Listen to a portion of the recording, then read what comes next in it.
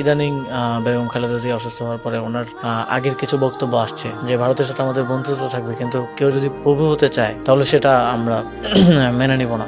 আমরা সকলকেই বন্ধু হিসাবে দেখতে চাই, কিন্তু কেউ যদি আমাদের বন্ধুর বেশে প্রভু হতে চায় সেটা আমরা কখনো মেনে নেব না, মানতে দিব না।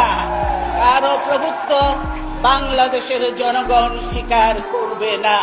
তো এটা অনেক ক্ষেত্রে তারা পেরেছে শেখ হাসিনার সরকার যতদিন ছিল, কিন্তু এখন আর সেই পরিবেশটা নেই এবং ভারতের সাথে বাংলাদেশের সম্পর্কটা আইডিয়ালি বন্ধুত্বের হতে পারে, তবে এটা বন্ধুত্ব যেমন হয় সেরকম হতে হবে। এটা সাবমিসিভ বা অ্যাগ্রেসিভ জায়গা থেকে হলে হবে না। আবার ডিপ্লোম্যাটিক্যালি হয় না যে তাকে আমি একটা সুবিধা দিলাম, সে আমাকে আবার একটা সুবিধা দেয়। এটা তো বিভিন্ন ক্ষেত্রে হয়, যেমন ইউএই আমাদেরকে যে যারা গণঅভ্যুত্থানে আন্দোলন করে বন্দী হলো তাদেরকে ফেরত দিয়েছে। এর বিপরীতে দেখা গেল যে তারা কোনো একটা ইন্টারন্যাশনাল কনফারেন্সে বাংলাদেশের ভোট চাইতে পারে, যে হয় না তাদের পক্ষে সমর্থন চাইতে পারে বা চাইতে পারে।